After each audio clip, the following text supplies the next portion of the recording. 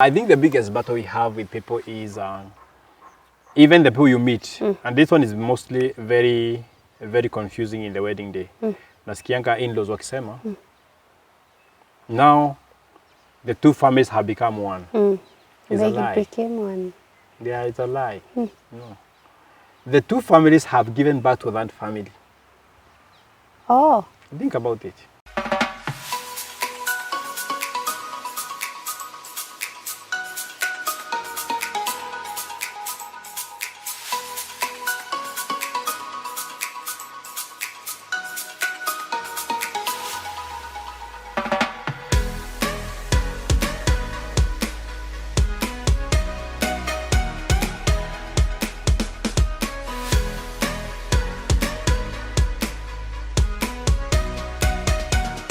Hello and welcome to today's episode, Light in the Tunnel.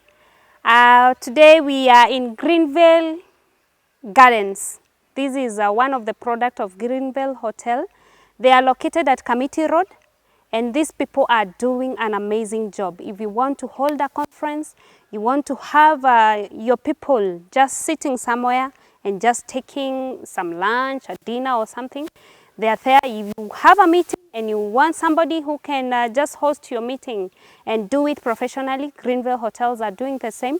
And they're also having an accommodation. They're having fully furnished apartments. So if you want such services, you can contact them, feel free. Their numbers are here. So today they are our sponsors in the Light in the Tunnel, and we are doing this amazing show in their garden. You can see how this great garden is, and so today I think we are feeling even the natural light, and like our other programs we do them in a studio. So today it's so much different, and their tagline is experience the different. And so we have come here to experience the difference, and I can assure you that it is truly a difference to us. Today I have an amazing guest who is talking to young people. As you know, we normally host the family shows, and young people are part of the family. And so today we have come to put light in their lives. And with us sharing that topic is one, Mr. Morris. He has been in mentorship of young people. He has a heart and a passion with the for young people. And so we have invited him to come and share with us a journey in his life, and also share to us some of these things that are so stressful to our young people, especially when they are choosing a life partner and when they want to make that decision of walking down the aisles. So let us work together, let us sit down and listen to this amazing story. And my aim is number one, just you getting to understand how you can get to know your real partner and how you can hand the relationship to a working marriage. Because I want to believe every relationship that we are having as a young person and opposite sex, we want it to lead in a good marriage. So let us sit down and just listen to this amazing story. The two families have given birth to that family. Oh. Think about it. By the way, it's true that way. It is two families have come together to give birth to that family. Oh, yeah. Because the two have not become one. They become one to make their own, not one to make this family one. No. No. Because the reality lives brings now, that. That word of the two families have become one, ndio inakuja kutukula because sasa auntie anakuja kutembelea kwa kichwa ya mke wako. And sister yako anakuja kulalia bwana yako. Command of si nyinyi wetu mmekuwa pati yetu. Si tuliambiwa tuko one. Actually, the wedding day is a day of separation. It's setting apart, because for this reason a man shall leave. So the wedding day is a day for living. It's a day of departure, not a day of uniting. It's a day of departure from your family to form your family. But now when I introduce my girl to my family, I'm getting a buy-in because she's our family, yes. But in the respect of now the wedding day, we set you apart now. Now go make Now the Genesis 1 now comes to picture. To go and reproduce, go multiply, replenish and fill the earth, dominate. Your dominion mandate now from a family setup, you are being released. That's why after the wedding day, in our African setup, I know I was going to differ about it. You don't take your wife to your bedroom where you used to sleep when you were young to make her your wife. You go to your house. Umeseparatiwa. For this reason you have departed. So why are we doing that? So we get a buy-in for the family. And then you set the process. Why the process is important, like I said before, is to give you clarity and keep you sane. And know how to assess progress. Because relationships towards marriage is a project. How will you measure progress of your journey? That's why you find so many girls, so many ladies and gentlemen online. On the status, they write, it's complicated. Sababu juu nini ilianzia wapi kienda wapi. Tulianzana na one night stand. Tukadate, tukafanya hivi. Nikapata ball. Tunapaka kuona hata hujui kama uliolewa ama hujaolewa. It's complicated because you did not have a project plan. It is a project. A life project. Make a plan of the project and its deliverables because it must end up to a wedding day. Who do you want to involve? Who do you bring on your end? Who are your guys to? Where are you getting advice from? Remember, after you have reported to your pastor, the next person, a wise pastor tells you, do you have a best couple? Yeah, sure. Why best couple? I've seen. By the way, why? Is it even important? Seen, I think the age is changing, but I want to iterate one thing. The principles will never change. The principles of the Word of God will never change. The methodologies of how can change, but the principles will never change. You know, the men of old used to wear kanzu. Now you're wearing trousers. The how could change, but the principle of manhood, womanhood, it's very clear in the Bible. The roles of a man in a society, the roles of a woman in society, they never change. How it is done can change. Because today you can have conference call, you can have Zoom call, before you used to have physical meetings. But the principles still remain. So when it comes to getting a best couple, we are looking for a people who have our faith, who have our resonance of our heartbeat. What we believe is what they believe. Because you can have a best couple who are not born again to the core. I mean, they don't have this element of believing in, you don't have to have sex. They can tell you, si mtawana, si nyuma moja. And they can advise to have sex. Like that. And the devil says, hey. Like you must do a road test. Yes, road test. How will you know she is okay? How will you know how she can give birth? So impregnate her and marry her, you know. It's devilish advices because at the end of the day, they are destroying your, we say, trust. It looks like love, but they are just breaking your trust. So look for a best couple, one, who subscribes to your faith. Number two, a couple whom you are naked before them and you're not ashamed. Wow. If you find you have a best couple, you are feeling to kanyangia, kuna shida. Look for a party who you are naked and not ashamed for them. Wow. You can say as it is, even ndivyo tuko. Tumebishana leo tumeitana na ndogi leo. Na tumeokoka tuombeeni tuokoke tena. Kana ivanga, sio pia coach. Kana ivanga. And kakiiva kataharibika. So look for a team which can talk to you nakedly, tell you as it is, and you're not ashamed of telling them as it is.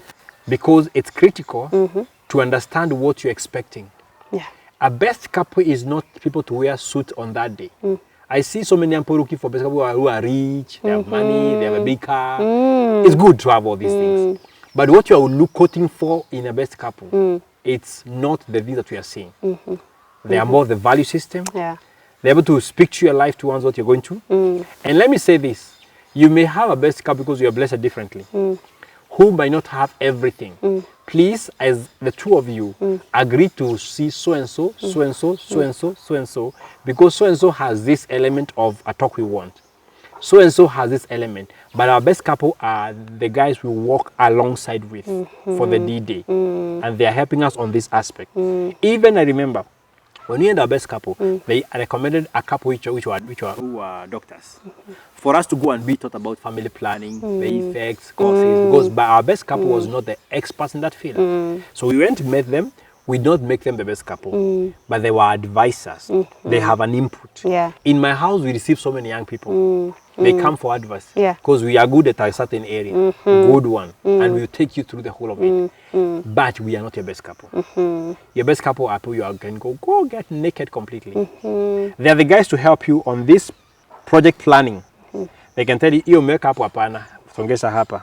Ati mzee mgeni ataongea kwa nini yako kwa udhoni, huyo mzee sidhani kama atakufanyia justice. In intercultural discussion, make it this way. So they advise you on their actuals. Yeah. They work with you on the implementation plan of your project. The rest advises you along the same. But as you are getting the advices, be careful.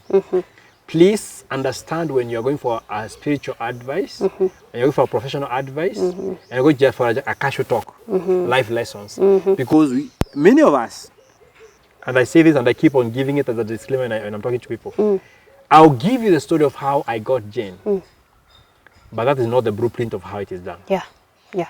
Yeah. So many couples will come and tell you, mukiona, musai haraka, kaeni, oh, fungeni. And my best man asked me one day, now that you want to first of all delay the birth, who told you can say a child? Nani akwambia kuzalisha ndio anza kufunga kwanza? Unafunga kinywa moja. Ati sisi tukiona wala tuzai. Lazima tukule maisha. And then you get into a discussion of hata ujui kama in the first place kama unaweza kuzaa. So what I'm trying to say is that we will give you advices based on our experiences. But the final word rests with you and the Holy Word of God and the Holy Ghost. Yeah. Please, when I advise you, check it against your belief. Check it by even asking someone else who is an authority on that area. And see whether it is rhyming. Because some of us, we are advised one-sided. And we go for it. So,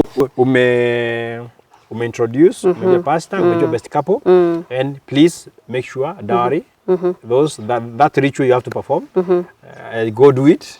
You come from a society, fulfill society need. How it's done. Then plan your wedding.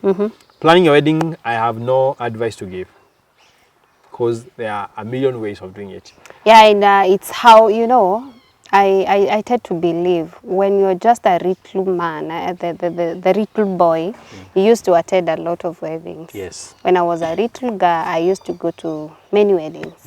And then there's that wedding that I've been dreaming. So you advising me will be messing up with my dream wedding. He marries later.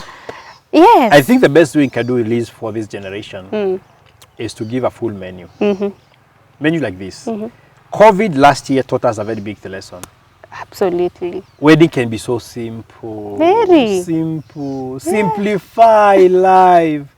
I know you have a dream wedding of having a parachute on your wedding day. Yes, and just landing. Saying I do on a balloon up there. But simplify things because there's a wedding and there's marriage. Yeah. Yeah. Please let your focus more be on the marriage than the wedding day. But beautify it according to your ability. Beautify it as your wedding, not other person's wedding. And don't try to match and exceed so and so's wedding. You are losing it. That's competition now. Do your wedding. So I don't have a one word of how to do wedding. Because you can choose to get your parents, get your pastor, get blessed, and get moving. You can do the COVID scenario wedding, where even your parents are on Zoom and they're doing a wedding. I have no direction on how to perform the ritual. All I know is that to do it, do yours. Don't do ours. Don't go into borrowing $1 million bob from the bank to excite the crowd. Nasemaga the two important things in the wedding day. Kuchafua. Kama bibi anapata gown na mko na rings. Chakula hata kisipopatikana kufio si stress yako. You can never feed the crowd. Whatever is available to feed the crowd, use it. Don't feel sorry. At least na soda. Two important things, this girl and this kifi isho na sigincha yetu. That we public testimony. Why is the ring important? Why do you think it's important according to you? I would say I ask you a to answer you, I ask you a question. Why do you wear clothes? I think it's for the interest of whoever sees me. Because me, when I'm alone, I'm naked. Thank you. I wear clothes. You also wear because you were coming for an interview. Otherwise? Yeah. So we wear clothes first because we find people wearing clothes. Yeah. Second, to be seen. Okay. Yeah. Even the gown, the white gown. Yes. In Garden of Eden, I don't remember seeing a white gown. But there's a culture on the Israel, the Jew, of how they used to do their wedding. Every society has a culture. A culture is a way of life.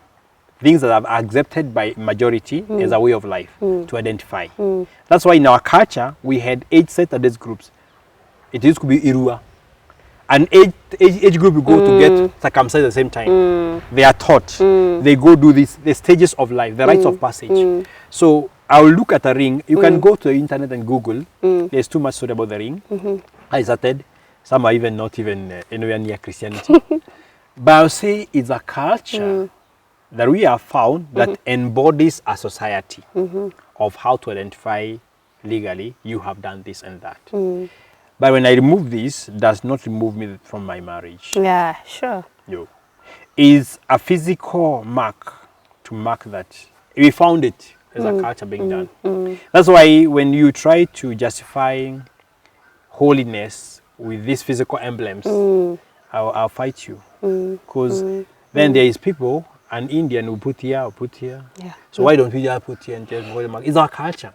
Yeah. And if you read the history of the ring, you get even the white gown from the Britain. Like for example, I had a question of somebody asking whether it's biblical to wear a white gown.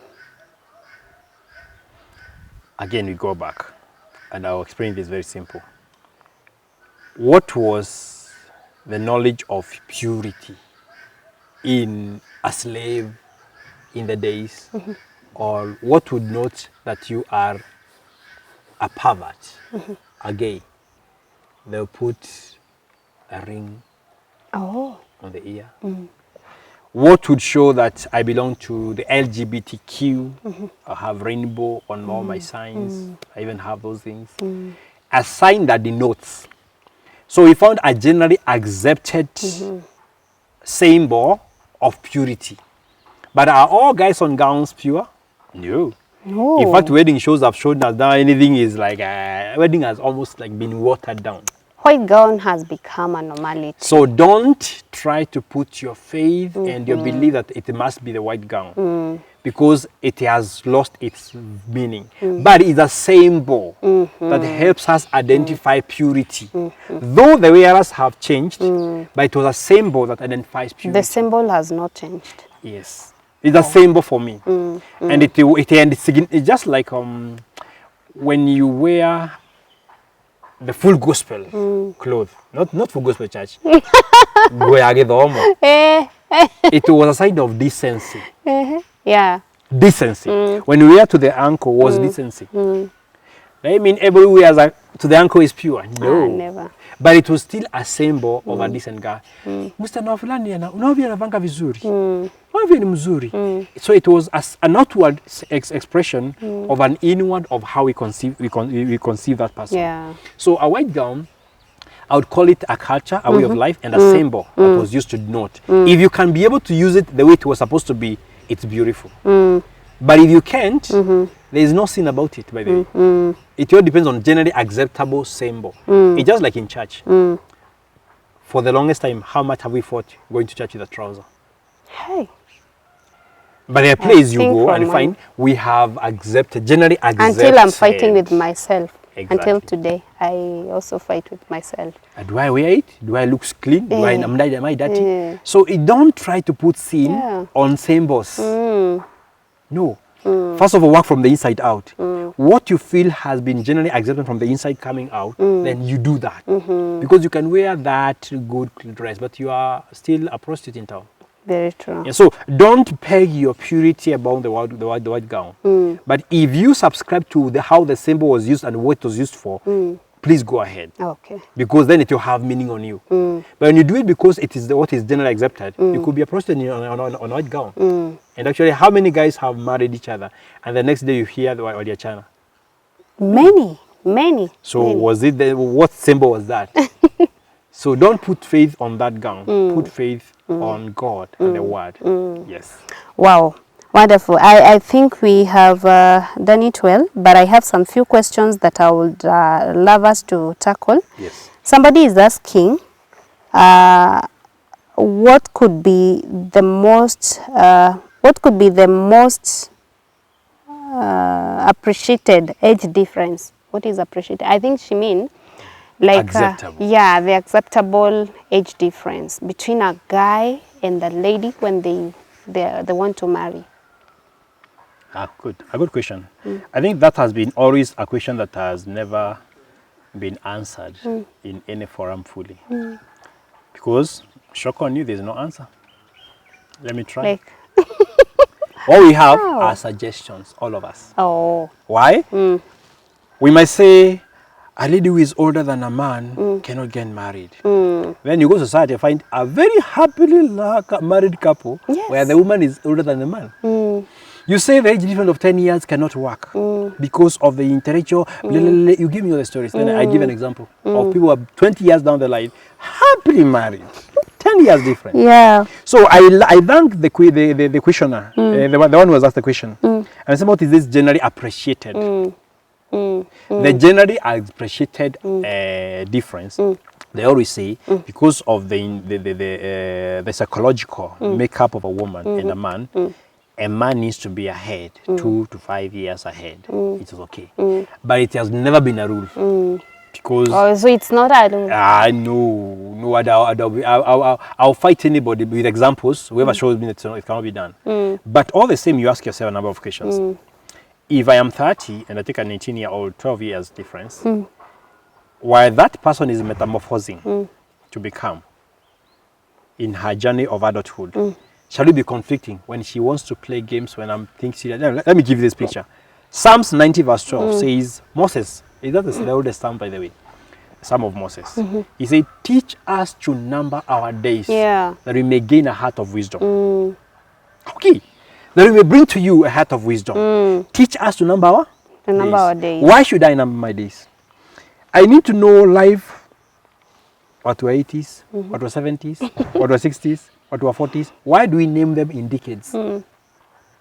Because in a decade, you can define someone's formation.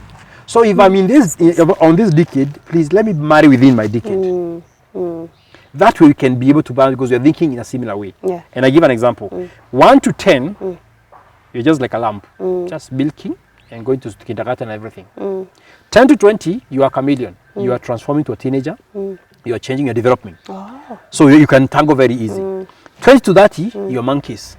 You're jumping from forest to forest, trees to trees. You are experimenting everything. Now, if I am on a donkey age, where I now started taking the baggy burdens of settlement, I'm in 30s, then I take a monkey. We shall keep on conflicting. And that so, numbering our days is critical. And that's why I tell young people, 20s, if there is something I value and I believe it's the most valuable thing in this life, is to be in your 20s. Wow. 20s is when you make a decision that will carry you through life. Wow. Because in your teenage, you were in high school and you entered college, but you didn't finish college in your 19. You finished in your in early 20s. So you did a course. That course starts shaping your thinking on profession. In your 20s is when you get your love, when you get to marry. So when you get a girl to marry in your 20s, you are signed it for life. 20s is where it is do or die. So that particular decade is critical. So in terms of age differences, ask yourself, am I jumping to another decade to go buy someone else back to my decade? Shall we marry? Shall we tago? Shall we be able to reason together? Because that matching is critical because your thinking capacities can be different. You can have differences. And I think asking yourself whether a chameleon and a monkey can think about a chameleon and a monkey now. How will chameleon want to change colors every day? Monkey want to jump every tree every day. That fight you not finish. So marry within your animal. Decade. You are decade, you are animal species. Please, that is important for you. Okay. Yeah.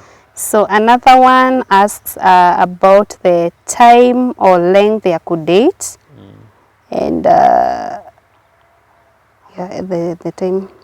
The time, I think that one has meaning. Tell us about the time or the length they could date. But I think you had explained it. We explained it quite a lot. Yeah, yeah. Especially when you were saying that the moment you say yes, Countdown. Countdown, eh? Yeah. Give a plan. Give a plan. So the moment you say yes, tell the guy to give you a plan. Or No. when? Is it the guy who is giving the plan, or I should also give you? Don't dare. You are a helper. Oh, because I also have life. No, I give you the plan. You beautify it because I you have the object. tools. Let me explain that one, Reese, before you go ahead. A woman, from the Garden of Eden, first of all, she came as a helper. Secondly, she came to execute the plan the man has. Oh, yeah. So if the man has no plan, the woman will not sit around. She must look for something to do.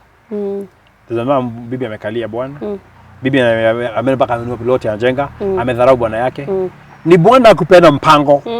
If I want you to really live with me well, I'll show you the plan because I cannot do much without you. You are the helper. You're equipped with all the tools. You have the shovel, you have the panga, you have the scissors, you have the pliers, you are the fixer. You are the helper. Okay. So if I want to make it happen, please let me, after you say yes, I give you the plan, then you beautify the plan. How do you beautify? You tell me, based on the way I know as a woman, because I'm the carrier of the womb, I birth stuff, this time is too short. Can we? So you start beautifying the plan. If I don't have the plan, you give the plan. That's some of my. Oh. The man needs to take the role of a manhood. Be the master, be the leader, show the direction. And most of the dysfunction of families is where the man abdicated his role and sat on the side. Wow. So the woman has to do something. These are kids who are here, they need to be helped. How do we help them? Wow. The woman has to hatch a plan, including getting a foster father somewhere to be a father figure for our children because the father is absent. So be present, give the plan. The woman is perfectly suited for helping to make it happen. Okay. Yes. Wow. Best. Which is the best age of dating? Like, when do you, as a lady, as a young man, feel like I can date? Okay. I know you got daughters. When they start telling you, Daddy, I'm seeing so and so, when do you think, even as a parent, like, would be the best time for them to do that? Let me make you laugh. My daughter is 6 years. She has a boyfriend. Okay, a friend. No, a boyfriend. Don't be religious here. It's a boyfriend. Like, for what? Asante. So the purpose of this thing is what matters. No. Because my daughter is 6, has a boyfriend and a girlfriend. My daughter at 13, she has a boyfriend and a girlfriend. My boy at 15, he has a boyfriend and girlfriend. It is the purpose of this friendship that is the distinction. Even at 20, you have a friend. At 30, you have a friend. At 50, you have a friend. At 2 years, you have a friend. So at any particular time of our lives, you have friends. So this is called dating. Let's go back there. Let's get back to my 6-year-old girl in the class. Kuna Fulani, kuna Tatiana pale, kuna Sami pale, and all these are her friends. But the environment they are into, they are learning environment. And actually they are very innocent and pure as they are relating. So it is. Dating will start happening, first of all, in your teenage, your body is telling you experiment. So you start having a push of a boy and girl thing. Sexuality is developing in you. Breasts have grown. Testosterone have matured up. I want to feel I'm a man. Okay? So that is when now we start guiding them on how to control this manhood and this womanhood. But when you clock 18, something happened, Lisa, and I remind you. When you finish your Form 4 and went to college, on the graduation day, the whole village came for your graduation, for those of us who went to college. And they celebrated you. You threw your coffee at you. But something followed there. Because you're starting life, your father and mother gave you your birth certificate, your KC certificate. At the time, they handed over everything to you. They said all the time you've been in school, we've been managing your asset called time. From here, we are giving you to manage your assets. So from that day, you can court, you can date, you can get married, you can give a birth to a child. So as long as you have left the care of your time from your parents, you are free to tango. So when I ask you which is the best time, I'll ask you, when did our mother give birth to us? They were 16 years, 18 years. Because for them, school ended at 13, and they were busy to be doing life. Today, when there are some things you are doing that are committing you to not committing to dating. You could be 20 and not ready for dating. You could be 24, you are pursuing something and not ready for dating. So telling you a rule on when to date, I'm losing you. I'll tell you the day you received back your time to manage from the hands of your caretakers, you can decide based on where you are in life. So when I was in National Youth Service now for those 5 years, why should I even quote? Those days where you could have even touched a service woman. Ulikuwa unapatiwa gari inaandikwa work ticket saa hiyo uzungushwe clearance uende nyumbani. You cannot touch a service woman in the military training. Yeah. So I could not date until 24. Then I leave college, I'm out. Struggle imenishika hapa kwa hapa. 25 siku date, 26 can't date. So you can see mine happen based on what am I doing. But what I want to clear is even as early as 5 years, you have girlfriends and boyfriends. Is when you finally get time in your hands and it's your asset to manage and you choose what to do that particular time. So don't go getting guided on when you're in university, you're in second year. There are many of us who have been engaged in the university. They maintain purity and married when they left college. But if you can't handle, please don't touch it. Finish what you're doing with your degree. Then get back your time in your hands. Then do the next thing. So measure yourself, assess yourself and know when can I do it. Of course, don't be a minor. Based on the rule, at least be 18 to know what to do. But from there, I can't give you a rule. I can't. You give yourself a rule. Give yourself. You're the one managing your asset. It's your asset. Why should I be spoon feed you on your asset? We give it to you. Go use time wisely. So I think it's something for you to just feel within yourself. You're able to handle some responsibilities. How responsible you are. Because I believe, because we are talking to Christian family, as you said. This dating is leading to courtship, leading to marriage. So are you ready for responsibilities? Because marriage comes with responsibilities. You put a very good comment here. I'm married for settling down. Or do I want to be like other? Let me remind you something about the Israelites. In the first book of 1 Samuel, they said, give us a king. They are asking, no, but God is your king. No, we want to be like other nations. Give us a king. Do you want to date because you want to be like other girls? Or do you want to feel, I want to settle down to marriage?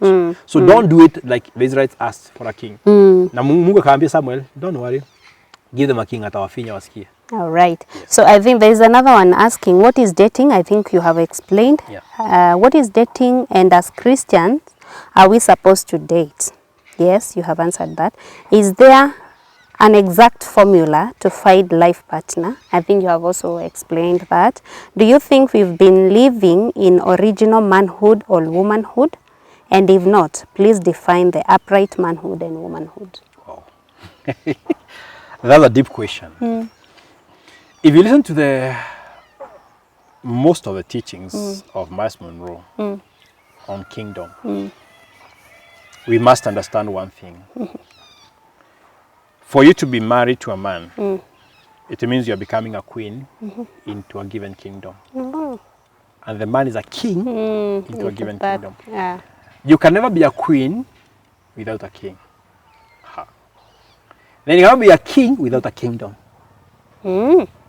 So before a king becomes, there is a domain. That's the key. Dominion is a domain. Domain of where you are going to rule. What are the characteristics of a king and the kingdom? So if you want to get manhood and womanhood, if you want to get, you go back again to the word of God. What was man designed to be? As the head of a kingdom. What are the way of a king? The king gives decrees. he governs a kingdom. And then the subjects are able to receive the commands from the king. So unfortunately, what's happening today, because of being a king, you start by being a prince.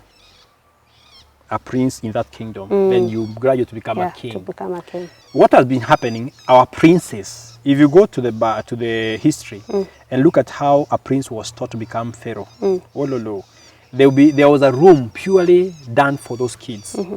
And they'll be shown images. They'll be taught how fight happens, who they are. They are affirmed of who they are. Is the boy child affirmed of his boyhood, of his manhood today? Or are we womaning the boy, if such a word exists? Or have we neglected to direct the boy to know what it means to be a king? Yeah. Have we neglected of showing the girl what the values a woman, a queen, carries? So what is happening today, we have failed a role of bringing up the prince to become a king. So the moment he becomes a king, he can't even play kingship. So the role of a man must start when he's a boy. By trying to direct and showing a boy, this is how a man looks like. These are the do's and don'ts of a man as per our kingdom, which is the kingdom of God. The Bible. How do we behave as priests and kings? Because the Bible says we are priests and kings to serve our God. Yeah. Yeah. So if we are priests and kings, then show the girl what it means to become a priest and a queen in our kingdom. Show the young man what it means to become a prince, a princess, and then for a kingdom, and a queen, and the prince and a king. So show them what a man looks like, what a man does, what a man does not do. The demeanor of a king. For me, I'll jump because cultures are different. Yeah. Cultures are different. But overall, is that manhood is about leadership, is about modeling, is about leading, is about showing the direction. Woman is about adorning the kingdom, adorning, beautifying it. When you have kids, you beautify their behavior, you beautify their discipline, you beautify their growing up. It's about lugha ya mama. Lugha ya mama si maongeo. Lugha ya mama is showing you a prince and princess how it is to grow in this kingdom. Wow. In the house as a mother, by the way, is a critical vital organ in society. People ignore women, but women are very, very strong. The pillar of a society besides the man. The woman is the one who then receives the instruction from the king and brings them down, cut them down, and deliver them to the prince and princess. How bring up kids? King will give you direction. You create the kingdom. Then you have the mandate of bringing these young ones in the kingdom. Wow. So the work of the man will always be that leadership on top. The work of the woman will be literally beautifying that rulership downwards. If you miss those orders, what's happening is when now the woman takes over the kingship, she has nothing in her that was endowed for kingship. And let's not mix this one and leadership. Leadership is a word for both gender. When we talk about kingship, is a role of a domain for a man who was given the mandate, and the woman who as a queen, we go back to the old kingdoms because that's where we try to see how these patterns work. You find when the king is in a kingdom, he has the overall control. The kingdom looks protected, looks nice. And I give an example, and this one is not a good example, but let me be allowed to use this. I've seen, because even in my family that such has happened. When a woman is led by the man, by the issue of death, and she become a widow, there's an expose that happens with that woman, and now never people feel like they can trod on her, like she's nothing, and people demean her. Why? There's a covering that has been left. The kingship is critical. When the man leaves, you remain naked. So when you rise to become a king in a kingdom and you're a woman, you are exposing yourself to vulnerability. You are shadowing off the man and becoming the king. Expect so many arrows coming your way that you may not be able to do. Not because of your capacity of learning or anything, just that formula that God gave us of kingship. A man has a covering. Let's use it. And that's why it's unfortunate, but men have not rose up to their position and have caused women to be exposed. If you rest your position, you will not be, you are a queen, you will not be exposed. should not have to face all these things that happen in society. Should not have to rise up to do things that you are supposed to have done as a man. So let a man understand we have a role of a king and a queen. But today, we are losing it slowly. The question I was asking for me to define, there is quite a number of roles that a man needs to take up and a woman, but they have been abdicated because of how we are growing up. And the reason is this, the dysfunction of families. And this dysfunctional is because of even living status right now. Economics has been shifting us to me going to work for a year out there. Yeah. I leave the role of my manhood. So my boy grows up without seeing the figure of a man. I bring money, I educate him. But the moment he becomes, he's not king. I lost him by the virtue of abuse. Yeah. I don't choose to abuse the boy. I was going to look for money to bring up the boy. But that looking so good, like I'm caring, I lost the boy. Yeah. And that is why maybe in the other session that you want to share, I can say why I had to leave a job I was doing. I felt I was constantly absent from my children on account of my assignment. I was constantly out making money, yes, but away from my family. And I knew there's a value I'm losing, which cannot be compensated by money. There's a presence of the man in the house, presence of the woman in the house, that cannot be excused. Yeah. You weren't making It's money. true. It's true. There's a role you have to know how to balance. If it means you calling them for holding to you where you are and making them with you, making up those times, you have to do it. We don't say we don't work, but remember there's a cardinal duty you have of bring up prince and princess. Yeah. And the challenge you have is this. If you are growing up in the absence of a figure or a father in the house, there's a formation inside of you about what a man looks like. So when you get born again, you grow up, you get a man to marry you, there's something you don't have. How to take care of a man. How to listen to a man. Yeah. So house battling starts happening because the man who marries you wants you to respect him, wants to work with him. You don't know how to treat a man. Yeah. I never saw one in my growing up. So how am I going to treat you? So you start misbehaving to the king. The king thinks you are arrogant. Yeah. He's not fighting, but you are being beaten. Na ujui makosa yako ni gani? Kusema ukweli hujui. Enjoy. Because you never saw it. And it was not your fault. So this is what's happening for us getting into marriage and finding issues, because we never knew how it happens. So I agree with the question. We just to get back to understand and to learn what man is, what woman is. Yes. Wow, great. I think you have expounded on that. Are there critical things that each person ought to have obtained before commencing any relationship? And if there is, which ones are those? Okay. There are these simple things I used to share a lot when I was growing up. And even today I can reiterate them again. Physically, you must be mature. There are four areas of maturity you need to attain. Physical maturity. Physical maturity means that you are of age. You can carry a pregnancy. Na usiende tuanze kuizana tuokoe mtoto ama tuokoe mama because you are too small. Yeah. You know? Physically as a man, you are mature. Your testosterone is matured up. You are a man. Physical. Emotional. You must be mature. Usinete baggage emotions kwa relationship. And most of relationships today are being killed because of immaturity of emotion. How now? Emotional maturity means that you have reached a level where you have self-awareness. You have understood what happened in your young life. Let me take you back to answer that. Remind me there are four. Physical, Therefore. emotional, financial, and spiritual. Okay, I'll come back there. So for the emotional, when you're growing up, Liz, something happened. And when you have 10 years, you are forced to go for firewood, cook for your brothers, take care of them, do all these things. And when you appear before your aunties, like, hey, Liz ni mature. Say you're 14. They did not know that they have just abused you. You're being called mature, but the reasons, what they have done, they have lost your childhood. Yeah.